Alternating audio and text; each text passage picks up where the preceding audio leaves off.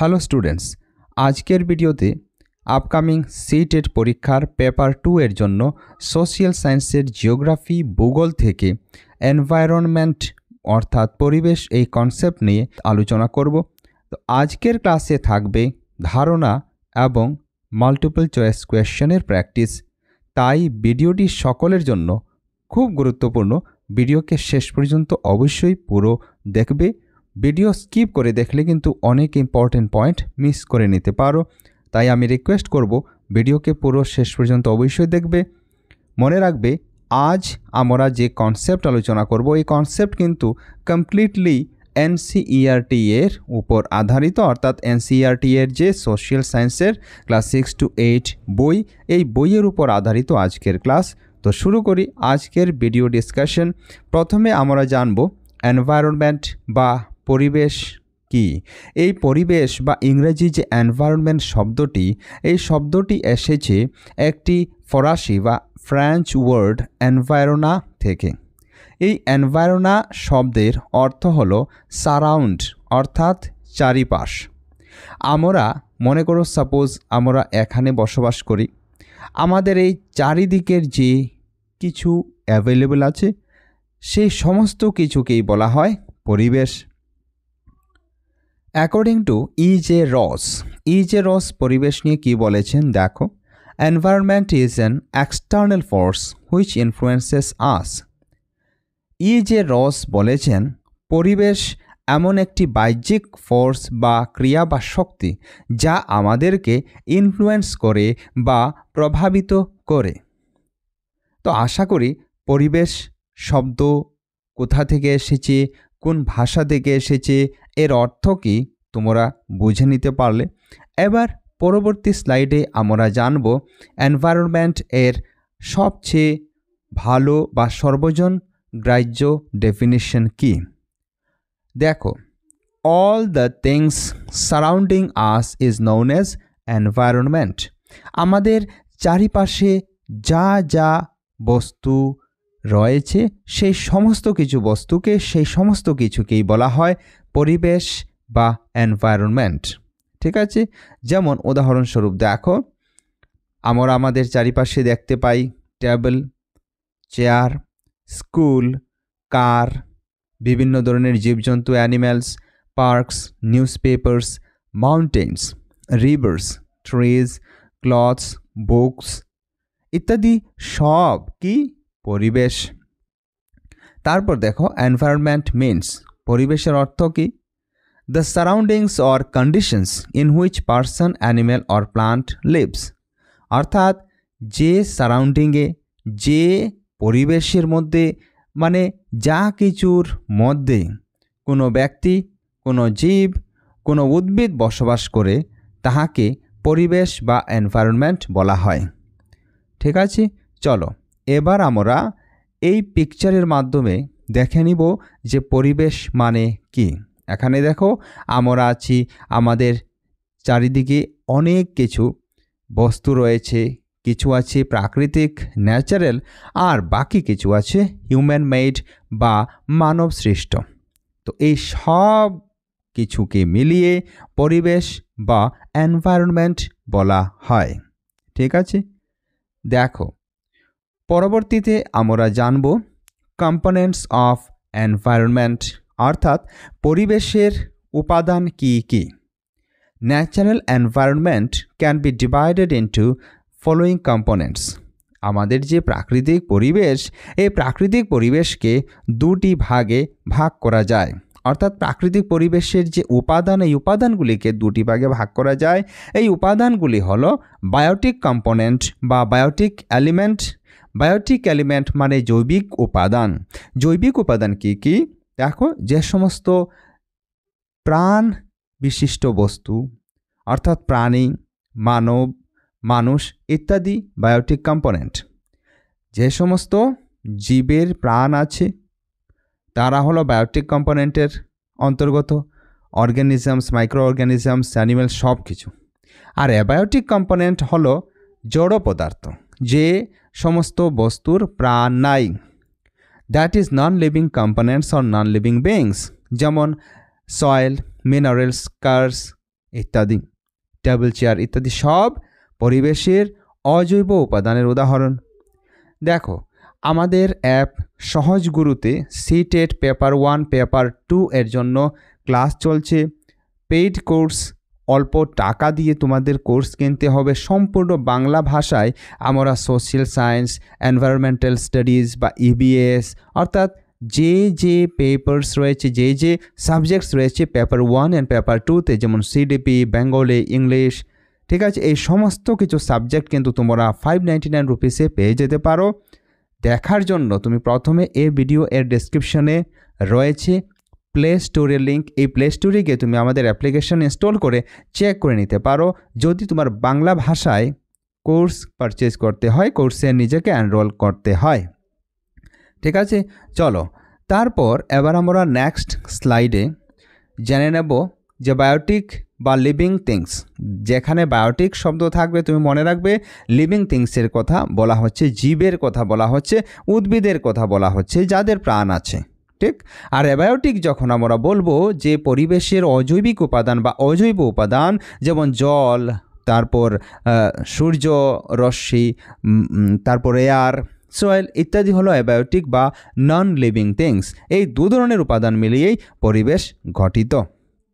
ঠিক আছে, তারপর দেখো নেক্সট কম্পোনেন্টস অফ এনভায়রনমেন্ট। এইমাত্র যে আমরা আলোচনা করলাম, তো পরিবেশের 3টি উপাদান রয়েছে। পরিবেশের 3টি উপাদান রয়েছে। The 3 types of components are first natural environment বা প্রাকৃতিক পরিবেশ বা প্রাকৃতিক উপাদান। তো প্রাকৃতিক উপাদান কি কি? যেমন ল্যান্ড, ভূমি, water, air, plants, animals comprise the natural environment. তো ন্যাচারাল এনভায়রনমেন্টের মধ্যে ভূমি, তারপর জীবজন্তু, উদ্ভিদ, বায়ু ইত্যাদি আছে। We are familiar with the meaning of lithosphere. আমরা লিথোস্ফিয়ার, হাইড্রোস্ফিয়ার, অ্যাটমসফিয়ার, বায়োস্ফিয়ারের আলোচনা করেছি। ঠিক আছে, তোমার যদি জানা না থাকে তাহলে ভিডিও দেখতে পারো এবং আগামী স্লাইডে আমি দেখিয়ে দেব। মনে রাখবে ওয়ার্ল্ড এনভায়রনমেন্ট ডে বা বিশ্ব পরিবেশ দিবস 5 জুন তারিখে পালন করা হয়। ঠিক আছে, আমাদের মধ্যে অনেকের জানা আছে, যাদের জানা নেই তারা অবশ্যই মনে রাখবে। তারপর এবার আমরা জানবো লিথোস্ফিয়ার মানে কি। দেখো লিথোস্ফিয়ার, এই লিথোস্ফিয়ার হলো it is the solid crust or the hard top layer of the earth. ভূপৃষ্ঠের যে শক্ত ভূখণ্ড ইহাকে বলা হয় lithosphere. It is made up of rocks and minerals and covered by a thin layer of soil. তো এই যে লিথোস্ফিয়ার, এই লিথোস্ফিয়ারের মধ্যে স্থলমণ্ডলের মধ্যে কী কী আছে? রক আছে, পাথর আছে, বিভিন্ন মিনারেলস আছে, খনিজ পদার্থ আছে এবং উপরে এক হালকা মৃত্তিকা বা মাটির আবরণ রয়েছে। ঠিক আছে, মনে রাখবে। তারপর দেখো it is an irregular surface with various landforms such as mountains, plateaus, plains, valleys etcetera. আর এই যে ভূপৃষ্ঠ, এই ভূপৃষ্ঠ কিন্তু সমান নয়। ভূপৃষ্ঠ ইরেগুলার এজন্যই বলা হয়েছে কেননা ভূপৃষ্ঠের কোনো স্থানে দেখবে সমভূমি রয়েছে, আবার কোনো স্থানে দেখবে পাহাড় রয়েছে, কোথাও নদী রয়েছে, কোথাও খুব ভালো মাটি রয়েছে যে মাটিতে চাষবাস করা যায়, কোথাও আবার বালু মাটি রয়েছে, কোথাও আবার মরুভূমি রয়েছে, কোথাও আবার মালভূমি রয়েছে, কোথাও আবার হিমবাহ রয়েছে ইত্যাদি বিভিন্ন ধরনের আমরা ভূঅবয়ব দেখতে পাই। সর্বদা এক সমান নয় মোট কথা। ল্যান্ডফর্মস are found over the continents and also on the ocean floors.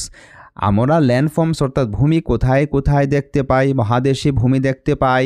তারপর আমরা মহাসাগরের তলদেশে ওশেন ফ্লোরসে কি দেখতে পাই? ভূমি দেখতে পাই।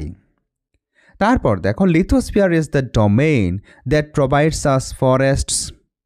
স্থলমণ্ডল হলো এমন এক ডোমেইন বা অংশ যেখানে আমরা জঙ্গল পাই, বনজ সম্পদ পাই, গ্রাসল্যান্ডস ঘাস বিশিষ্ট ভূমি পাই ফর গ্রেজিং, কেননা এই ঘাস বিশিষ্ট ভূমির মধ্যে জীবজন্তু চরে বা জীবজন্তু ঘাস খাদ্য হিসাবে গ্রহণ করে। ল্যান্ড ফর এগ্রিকালচার, আর কৃষিকার্যের জন্য আমরা ভূমি পাই, জমি পাই। অ্যান্ড হিউম্যান সেটেলমেন্টস, এবং আমরা মানুষ হিসাবে বসবাস করার জন্য সমস্ত ভূমিকে ব্যবহার করি। ইট is also a source of mineral wealth, এবং এই ভূমি থেকে বিভিন্ন খনিজ সম্পদ আহরণ করা হয়, আর এই খনিজ সম্পদ আহরণ করে মানব সমাজের উন্নয়নের জন্য কাজে লাগানো হয়। ঠিক আছে, চলো এবার পরবর্তীতে আমরা এই দেখো এই পিকচারের মাধ্যমে আমরা লিথোস্ফিয়ার স্থলমণ্ডলকে দেখতে পাবো। এই দেখো এই যে পিকচার, এখানে স্থলমণ্ডলকে দেখানো হয়েছে। ঠিক আছে, চলো এবার আমরা পরবর্তী স্লাইডে চলে যাব এবং এখানে আলোচনা করব যে জলমণ্ডল বা হাইড্রোস্ফিয়ার কি। The domain of water is refer to as hydrosphere, অর্থাৎ পৃথিবীর যে অংশ জল দ্বারা আবৃত তাহাকে হাইড্রোস্ফিয়ার বলা হয়। It comprises various sources of water and different types of water bodies like rivers, lakes, seas, oceans, etc. It is essential for all living organisms. তারপর দেখো এই যে জলমণ্ডল, এই যে হাইড্রোস্ফিয়ারের মধ্যে কী কী শামিল আছে। হাইড্রোস্ফিয়ারের মধ্যে বিভিন্ন জলের উৎস যেমন নদী, হ্রদ, সাগর, মহাসাগর ইত্যাদি শামিল রয়েছে। আর এই যে জলমণ্ডল বা হাইড্রোস্ফিয়ার, ইহা সমস্ত জীবের জন্য, প্রাণীর জন্য খুব গুরুত্বপূর্ণ। কেননা আমরা কি জল ছাড়া বেঁচে থাকতে পারি? অবশ্যই না। ঠিক আছে, তারপর এখানে যে নিচে ছবি রয়েছে, এই ছবি হলো হাইড্রোস্ফিয়ার বা জলমণ্ডলের এক্সাম্পল। এবার দেখো নেক্সট আমরা জানবো দি অ্যাটমসফিয়ার। পৃথিবীর এই যে ভূপৃষ্ঠ, মনে করো এরকম ভূপৃষ্ঠ, ঠিক আছে, আপ ডাউন থাকে।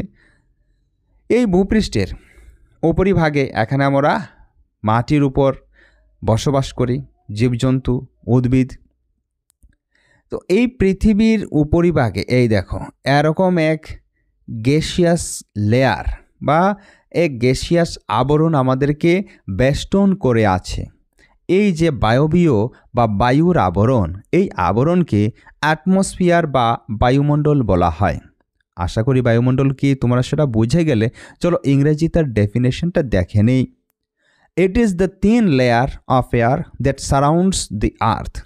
পৃথিবীকে যে সারাউন্ড করে, ঘেরে বা বেষ্টিত করে রেখে আছে যে বায়ুর হালকা আবরণ, ইহাকে অ্যাটমসফিয়ার বলা হয়। The gravitational force of the earth holds the atmosphere around it. আর পৃথিবীর যে মাধ্যাকর্ষণ শক্তি, এই মাধ্যাকর্ষণ শক্তি এই আবরণকে নিজের দিকে ক্যাপচার করে বা আকর্ষণ করে রেখেছে। It protects us. এই বায়ুর আবরণ বা বায়ুমণ্ডল আমাদেরকে রক্ষা করে from the harmful rays and scorching heat of the sun. সূর্যের খুব খারাপ অতিবেগুনি রশ্মি এবং প্রচণ্ড গরম থেকে আমাদেরকে রক্ষা করে এই আবরণ বা বায়ুমণ্ডল। It consists of a number of gases. এই বায়ুমণ্ডলের মধ্যে কিন্তু বেশ কতগুলি গ্যাস রয়েছে। ডাস্ট, আরও বিভিন্ন ধরনের ডাস্ট রয়েছে, গুঁড়ো রয়েছে, ধূলিকণা রয়েছে। অ্যান্ড ওয়াটার ভ্যাপার, এবং রয়েছে জলীয় বাষ্প। The changes in the atmosphere produce changes in the weather and climate. আর বায়ুমণ্ডলের মধ্যে যখন পরিবর্তন হয়, তখন বায়ুমণ্ডলের এই পরিবর্তনের ফলস্বরূপ ওয়েদার বা আবহাওয়া এবং জলবায়ুর মধ্যে পরিবর্তন দেখা যায়। ঠিক আছে, এবার আমরা এই দেখো নেক্সট স্লাইডে অ্যাটমসফিয়ারের যে লেভেল বা যে লেয়ার্স রয়েছে, এই লেয়ারগুলি এখানে দেওয়া রয়েছে। দেখো আমাদের যে বায়ুমণ্ডল বা অ্যাটমসফিয়ার, এই বায়ুমণ্ডলকে 5টি স্তরে ভাগ করা হয়েছে। এই 5টি স্তর কী কী? প্রথম হলো ট্রপোস্ফিয়ার, তারপর স্ট্র্যাটোস্ফিয়ার। এই ট্রপোস্ফিয়ার আর স্ট্র্যাটোস্ফিয়ারের মধ্যে রয়েছে বায়ুর আরও এক খুব গুরুত্বপূর্ণ লেয়ার, যাকে ওজোন লেয়ার বলা হয়, ওজোন স্তর বলা হয়। তারপর উপরের দিকে যখন আমরা চলে যাব তখন পাবো মেসোস্ফিয়ার। মেসোস্ফিয়ার এর পর আমরা পাবো থার্মোস্ফিয়ার। ঠিক, থার্মোস্ফিয়ারের পর সব উপরে যে মণ্ডল বা যে আবরণ রয়েছে এটাকে এক্সোস্ফিয়ার বলা হয়।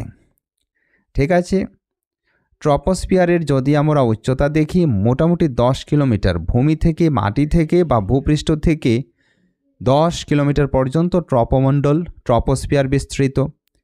তারপর 50 কিলোমিটার পর্যন্ত স্ট্র্যাটোস্ফিয়ার, অর্থাৎ 10 থেকে 50 স্ট্র্যাটোস্ফিয়ার বিস্তৃত। এই 50 থেকে 80 কিলোমিটার পর্যন্ত মেসোস্ফিয়ার বিস্তৃত, তারপর 80 থেকে 500 কিলোমিটার পর্যন্ত থার্মোস্ফিয়ার বিরাজমান, আর সবশেষ যে বাইরের এক্সোস্ফিয়ার, ইহা 500 কিলোমিটারের ঊর্ধ্বে। অর্থাৎ 500 কিলোমিটারের ঊর্ধ্বে যখন আমরা চলে যাব তখন সেটা হয়ে যাবে এক্সোস্ফিয়ার। আশা করি তোমরা বুঝতে পারলে। এবার নেক্সট স্লাইডে আমরা এই যে সূর্য থেকে আসা অতিবেগুনি রশ্মি, এই অতিবেগুনি রশ্মি মানে আল্ট্রাভায়োলেট রে, যা খুব ক্ষতিকারক আমাদের শরীরের জন্য। আর এই অতিবেগুনি রশ্মি পৃথিবীতে প্রবেশ করার ফলস্বরূপে জীবজন্তুর মধ্যে, মানুষের মধ্যে কর্কট রোগের প্রবণতা বেড়ে যায়। আর এই ওজোন লেয়ারকে বা ওজোন স্তরকে প্রটেক্ট করা, রক্ষা করা খুব গুরুত্বপূর্ণ। পরিবেশ প্রদূষণের ফলস্বরূপে ক্লোরোফ্লোরোকার্বন, কার্বন ডাই অক্সাইড এবং অন্যান্য বিভিন্ন ডাস্ট পার্টিকেল ইত্যাদির পরিবেশে যদি বৃদ্ধি হয়ে যায় তখন এই লেয়ার বা ওজোন স্তরের মধ্যে ছিদ্র, ডিপ্লেশন দেখা যায়। আর এই ডিপ্লেশনের ফলস্বরূপে কিন্তু এই যে আল্ট্রাভায়োলেট রে পৃথিবীতে প্রবেশ করতে পারে, আর যার ফলস্বরূপে আমাদের ভয়াবহ সমস্যা, ব্যাধির সৃষ্টি হতে পারে, উত্তাপও বেড়ে যেতে পারে। আর এই পরিবেশ প্রদূষণের জন্য কিন্তু গ্লোবাল ওয়ার্মিং এক ভয়াবহ সমস্যা হিসাবে দেখা দিয়েছে। চলো এবার আমরা নেক্সট আলোচনা করব বায়োস্ফিয়ার নিয়ে। বায়োস্ফিয়ার মানে জীবমণ্ডল, যেখানে উদ্ভিদ এবং প্রাণী একসঙ্গে বসবাস করে। অর্থাৎ উদ্ভিদ জগৎ আর প্রাণী জগৎ একসঙ্গে বসবাস করার ফলস্বরূপে কিসের সৃষ্টি হয়েছে? বায়োস্ফিয়ারের সৃষ্টি হয়েছে। Plant and animal kingdom together make biosphere or the living world. Biosphere মানে লিভিং ওয়ার্ল্ড, যেখানে জীবিত প্রাণী উদ্ভিদ বসবাস করতে পারে। It is a narrow zone of the earth where land, water and air interact with each other to support life. ইহা হলো খুব এক ছোট্ট জায়গা পৃথিবীর, যেখানে ভূমি, জল এবং বায়ু ইন্টারাক্ট করে একসাথে থাকে। কি করার জন্য? জীবনকে সাপোর্ট দেওয়ার জন্য। ঠিক আছে, চলো এবার আমরা পরবর্তীতে জানবো ইকোসিস্টেম নিয়ে। What is ecosystem? মনে রাখবে এই যে ইকোসিস্টেম টার্ম, এই ইকোসিস্টেম টার্মটি সর্বপ্রথম আবিষ্কার করেছিলেন বা প্রয়োগ করেছিলেন A.G. টান্সলে নামক বোটানিস্ট 1935 খ্রিস্টাব্দে। মনে রাখবে, all plants, animals and human beings depend on their immediate surroundings. যত জীব রয়েছে, জন্তু রয়েছে, তারপর আমরা মানুষ রয়েছি, আমাদের সকলকে কিন্তু নিজের চারিপাশের যে সমস্ত বস্তু রয়েছে, পরিবেশে যে সমস্ত পদার্থ রয়েছে, এগুলির উপর নির্ভরশীল থাকতে হয়। Often they are also interdependent on each other. আর এই যে বাকি পরিবেশের অন্যান্য উপাদান রয়েছে, এগুলিও কিন্তু কখনো কখনো আমাদের উপরও নির্ভরশীল থাকে। This relation between the living organisms as well as the relation between the organisms and their surroundings form an ecosystem. এই যে লিভিং অর্গানিজমস মানে জীবিত জীবজন্তু, তাদের যে অন্যদের সঙ্গে সম্পর্ক, অন্য জীবজন্তুর সঙ্গে সম্পর্ক বা অন্যান্য বস্তুর সঙ্গে সম্পর্ক, এই সম্পর্কের মাধ্যমেই ইকোসিস্টেম বা বাস্তুতন্ত্র, এটাকে আমরা বলতে পারি, এই ইকোসিস্টেমের সৃষ্টি হয়েছে। In other words, an ecosystem is a chain of interaction between organisms and their environment. অন্যভাবে বলতে গেলে আমরা বলতে পারি যে ইকোসিস্টেম মানে হলো বস্তু বা জীবিত প্রাণী, জীব এবং তার পরিবেশের সঙ্গে মিথস্ক্রিয়া বা পরিবেশের সঙ্গে সম্পর্ক। ঠিক আছে, তারপর দেখো নেক্সট আমরা হিউম্যান এনভায়রনমেন্ট নিয়ে আলোচনা করব। হিউম্যান এনভায়রনমেন্ট মানে মানব পরিবেশ। তো মানব পরিবেশ কি? Human beings interact with the environment and modify it according to their need. দেখো, মানব এমন এক সর্বশ্রেষ্ঠ জীব যা পরিবেশের সঙ্গে মিথস্ক্রিয়া করে, ইন্টারাক্ট করে নিজের মতো করে পরিবেশকে বদলাতে পারে, বদলে নিয়েছে। Early humans adapted themselves to the natural surroundings. Early humans অর্থাৎ প্রাচীন মানব নিজেকে পরিবেশের সঙ্গে, প্রাকৃতিক পরিবেশের সঙ্গে খাপ খাইয়ে নিয়েছিল। প্রাকৃতিক পরিবেশের মধ্যে আদিম মানব বসবাস করত। With time needs grew, they learn new ways to use. সময়ের সঙ্গে সঙ্গে এই মানবজাতি কী করলো, নতুন নতুন পদ্ধতি অবলম্বন করা আরম্ভ করে দিল। They learn to grow crops, তাহারা অর্থাৎ মানব শস্য উৎপাদন করা শুরু করে দিল। লিড এ স্যাটেলড লাইফ, এক জায়গায় বসবাস করা প্রারম্ভ করে দিল, শুরু করে দিল। সারপ্লাস ফুড ওয়াজ প্রডিউস, তারপর বেশি করে অর্থাৎ অতিরিক্ত খাদ্যদ্রব্য উৎপাদন করা শুরু করে দিল। বার্টার সিস্টেম ইমার্জড, আর তারপর ধীরে ধীরে বার্টার সিস্টেম এর আবিষ্কার হলো বা বার্টার সিস্টেমও শুরু হয়ে গেল। Industrial revolution enabled large scale production, তারপর ইন্ডাস্ট্রিয়াল রিভলিউশন, এই যে বিপ্লব আরম্ভ হলো, ইন্ডাস্ট্রিয়াল রিভলিউশনের ফলস্বরূপে বিভিন্ন কলকারখানা ইত্যাদির তৈরি হলো, আবিষ্কার হলো, যার ফলস্বরূপে শস্যের উৎপাদন বেড়ে গেল। আর এর ফলস্বরূপে তখন মুদ্রা ছিল না, মুদ্রা না থাকার জন্য জিনিস দিয়ে জিনিস অর্থাৎ বস্তুর সঙ্গে যে অদল বদল করে নেওয়া, এটাকে বার্টার সিস্টেম বা বিনিময় প্রথা বলা হয়। Transportation, information communication easier and speedy across the world, তারপর ধীরে ধীরে ট্রান্সপোর্টেশন যাতায়াত ব্যবস্থা জলপথের মাধ্যমে ওয়াটার ট্রান্সপোর্ট, তারপর রাস্তার মাধ্যমে বাই রোড এর মাধ্যমে রোড ট্রান্সপোর্টেশন, বিভিন্ন রাস্তা তৈরি করে এটাকে ইমপ্রুভ করে দেওয়া হলো। ইন্টারনেটের আবিষ্কারের ফলস্বরূপে ইনফরমেশন অ্যান্ড কমিউনিকেশন টেকনোলজি একদম সহজ হয়ে গেল। 1 মিনিটে আমরা আমেরিকার খবর পেয়ে যাই, নিউজিল্যান্ডে কী হয়েছে সেটা জেনে যাই। ঠিক আছে, তো এভাবে মানব সমাজের রিভলিউশন ঘটে গেল। বার্টার সিস্টেম, দেখো বার্টার সিস্টেম একটা বিজনেস স্ট্র্যাটেজি বা বিনিময় প্রথা কি, একটা ব্যবসা বা বিনিময় করার বিজনেস করার মাধ্যম, যেখানে টাকা থাকে না, মুদ্রা থাকে না। এই মুদ্রা না থাকার জন্য যখন আমরা জিনিসের বিনিময়ে এক জিনিসের বিনিময়ে অন্য এক জিনিস অন্যের কাছ থেকে নেব, তখন এটাকে বার্টার সিস্টেম বা বিনিময় প্রথা বলা হয়। ঠিক আছে, চলো এখানে যে পিকচারের মাধ্যমে দেখা যাচ্ছে, এই দেখো এখানে পিকচারকে ভালো করে দেখলে আমরা বুঝতে পারবো যে বার্টার সিস্টেমে কিভাবে একে অন্যের কাছ থেকে পণ্য সামগ্রী বদল করে নিত। ঠিক আছে, আর হ্যাঁ মনে রাখবে আমাদের যে কোর্স সহজগুরু অ্যাপের মাধ্যমে আমরা লঞ্চ করে দিয়েছি, এই কোর্সের মধ্যে তোমরা লাইভ ক্লাস পাবে, ডাউট ক্লিয়ারিং সেশন পাবে, এরই সাথে তোমরা পেয়ে যাবে ফুল লেংথ মক টেস্টস। এই ফুল লেংথ মক টেস্টসের মাধ্যমে তোমরা পুরো 150 নম্বরের মক টেস্ট অ্যাটেম্প করতে পারবে। এই মক টেস্ট অ্যাপিয়ার করার ফলস্বরূপে রিয়েল এক্সাম লাইক ফিলিং তোমার মধ্যে আসবে, তোমার প্র্যাকটিস আরও ভালো হবে, তোমার বুস্ট হবে নিজের কনফিডেন্স। তাই দেরি কিসের, এখনই ক্লিক করে কোর্সে জয়েন হয়ে যেতে পারো মাত্র 599 রুপিস পে করে। চলো এবার আমরা কতগুলি গুরুত্বপূর্ণ কোয়েশ্চেন্স আলোচনা করব। Question number 1, which is not a natural ecosystem. তোমাকে বলতে হবে নিচের কোনটি একটি প্রাকৃতিক পরিবেশ বা বাস্তুতন্ত্রের অন্তর্ভুক্ত নয়। Option A desert, option B aquarium, option C forest, option D C. বলো এই প্রশ্নের শুদ্ধ উত্তর কী হবে?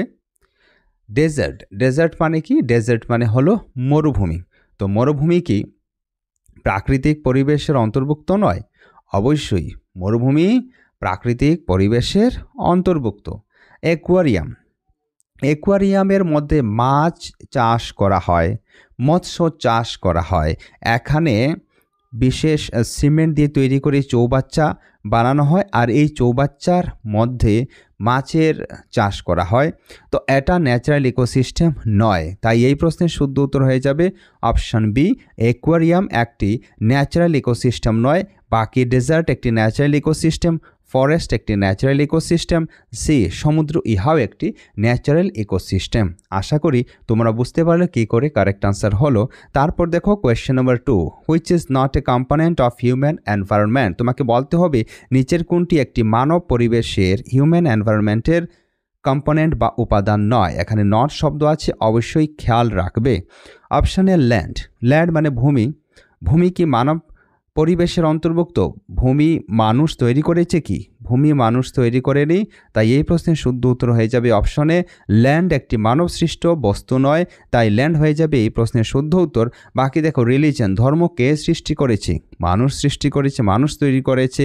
তারপর কমিউনিটি, এই কমিউনিটি কে সৃষ্টি করেছে? মানব সৃষ্টি করেছে।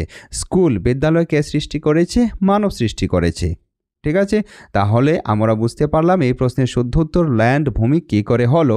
এবার চলো আমরা পরবর্তী কোয়েশ্চেনে চলে যাব। কোয়েশ্চেন নাম্বার দেখো 3, which is a human made environment. তোমাকে বলতে হবে নিচের কোনটি একটি মানুষ দ্বারা সৃষ্ট পরিবেশ। অপশন এ মাউন্টেন, পর্বত। পর্বত কি মানুষ তৈরি করেছে? পর্বত মানুষ তৈরি করেনি, তাই অপশনে তো কারেক্ট আনসার হবে না। অপশন বি সি, সাগর কি মানুষ তৈরি করেছে? No, it is also not created by man. তারপর দেখো অপশন সি রোড, রোড কে তৈরি করেছে?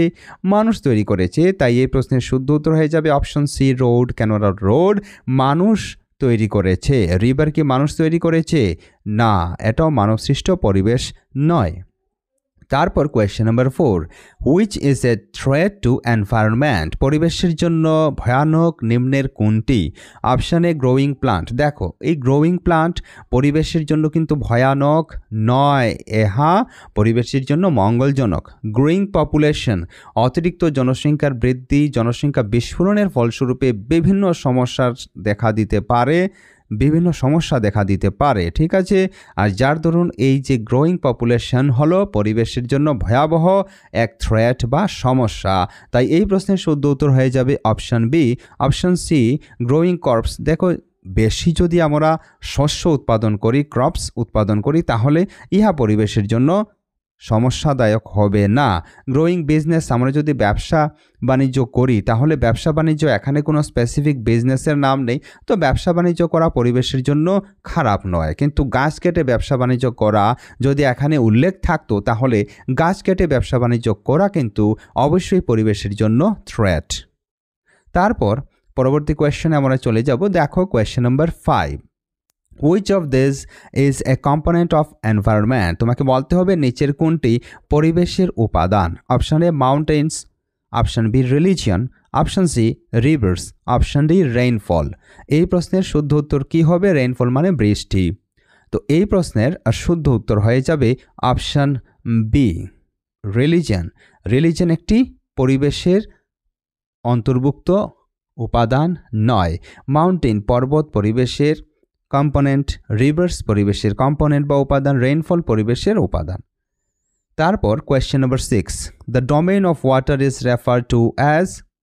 যেখানে জল এর কথা, এটাকে কি বলা হয়? জলের কথা, অর্থাৎ জলের যে ডোমেইন, ইহাকে বলা হয় হাইড্রোস্ফিয়ার। ঠিক আছে, যেখানে জীবজন্তু একত্রে বসবাস করতে পারে, জলও আছে স্থলও আছে, ইহাকে বলা হয় বায়োস্ফিয়ার। যেখানে শুধুমাত্র স্থল আছে, ভূমি আছে, ইহাকে বলা হয় লিথোস্ফিয়ার। যেখানে বায়ু দ্বারা বেষ্টিত আবরণ আছে, ইহাকে বলা হয় অ্যাটমসফিয়ার। অবশ্যই মনে রাখবে। চলো পরবর্তী কোয়েশ্চনে চলে যাব আমরা। Question number 7, which is a human made environment. নিচের কোনটি একটি মানবসৃষ্ট পরিবেশ। অপশানে ফরেস্ট, জঙ্গল বা বন কি মানুষ তৈরি করেছে? অবশ্যই না, তাই এই অপশন শুদ্ধ হবে না। অপশান বি ডেজার্ট, মরুভূমি কি মানুষ তৈরি করেছে? ইহাও মানুষ তৈরি করেনি। অপশান সি রোড, রোড মানুষ তৈরি করেছে, তাই রোড হয়ে যাবে এই প্রশ্নের শুদ্ধ উত্তর। অপশান ডি মাউন্টেন, মাউন্টেনও মানব সৃষ্ট পরিবেশ নয়। Question number 8, what is the life supporting zone of the earth cold. পৃথিবীর মধ্যে যে লাইফ সাপোর্টিং জোন, যেখানে জীবজন্তু বসবাস করতে পারে, ইহাকে কি বলা হয়?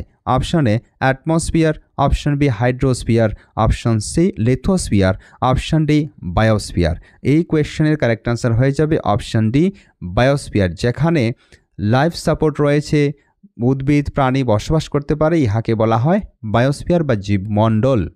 তারপর question number 9, which is not a natural ecosystem. তোমাকে বলতে হবে নিচের কোনটি একটি ন্যাচারাল ইকোসিস্টেম নয়।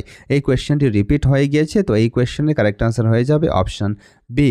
তারপর question number 10, plant and animal kingdom together make. Plant অর্থাৎ উদ্ভিদ এবং প্রাণীকুল, উদ্ভিদকুল প্রাণীকুল মিলে কিসের সৃষ্টি করেছে? বায়োস্ফিয়ারের সৃষ্টি করেছে, জীবমণ্ডলের সৃষ্টি করেছে। তাই এই কোয়েশ্চেনের কারেক্ট আনসার হয়ে যাবে অপশন সি।